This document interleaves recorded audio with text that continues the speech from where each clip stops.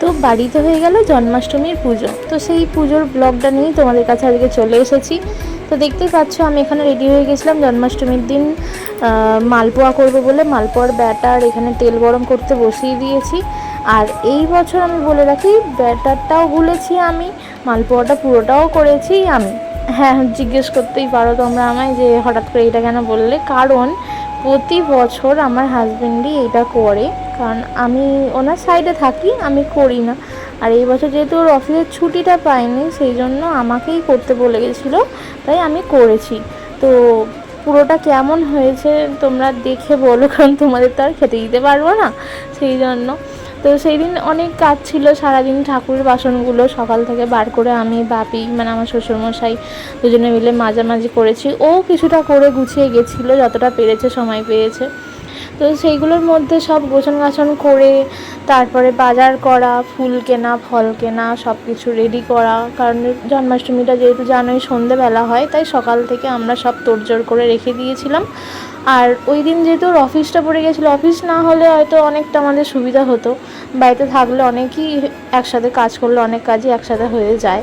তো যাই হোক, আর তো কিছু করার নেই, কাজে তো যেতেই হবে। তো দেখো এখানে কথা বলতে বলতে মালপোয়াগুলো আমার লাল লাল করে ভেজে তুলেও নিলাম। এখানে অনেকগুলোই করেছিলাম, মোটামুটি 30-35 পিসের মতন হয়েছিল আর কি। তো মালপোয়াটাই আমাদের ঠাকুরকে করে দেওয়া হয়, গোপাল ঠাকুরকে, এছাড়া আর কিছু করা হয় না। তো দেখো তারপরও সকাল সকাল তো সব করে দিয়ে গেছিলো। আর এই যে এখানে দেখো ও চলে এসেছে অফিস থেকে, এসে এবার সিংহাসনটা পরিষ্কার করছিল। পরিষ্কার করা মানে হচ্ছে ঠাকুরগুলোকে একটু নামিয়ে স্নান করানো আর একটু মুছে টুছে দেওয়া। কারণ ওই দিনটা ও একটু সব ঠাকুরকেই সেবা যত্ন করে, শুধুমাত্র একা গোপালের জন্মদিন বলে যে গোপালকেই সেবা যত্ন করবে তা না। লোকনাথ বাবাকে কাপড় পরানো, নতুন ধুতি পরানো। আর এই যে দেখো তারপরে সব কিছু গুছিয়ে নিয়ে, সাজিয়ে গুছিয়ে নিয়ে ও ফল কাটতে বসে গেছিলো, এবং ফল টল কেটে ও পুজোও শুরু করে দিয়েছিল। তো দেখো পুজোটা কেমন লাগে আমাকে অবশ্যই জানিও। আমাদের বাড়ি ছোট করেই হয়, বেশি বড় করে করতে পারি না, যেটুকুনি পারি সেটুকুনি করি। এই যে এই সিংহাসনটা দেখতে পাচ্ছ, এটা আমরা আগের বছরের হাতে তৈরি করেছিলাম, থার্মোকল দিয়ে, বিভিন্ন রকমের জিনিসপত্র দিয়ে, সব পুঁতি, তারপরে আর ওই যে অভ্র টাইপের যে গ্লিটারি পেজ না কি বলো, এটা জানি না ঠিক, ওইগুলো দিয়ে।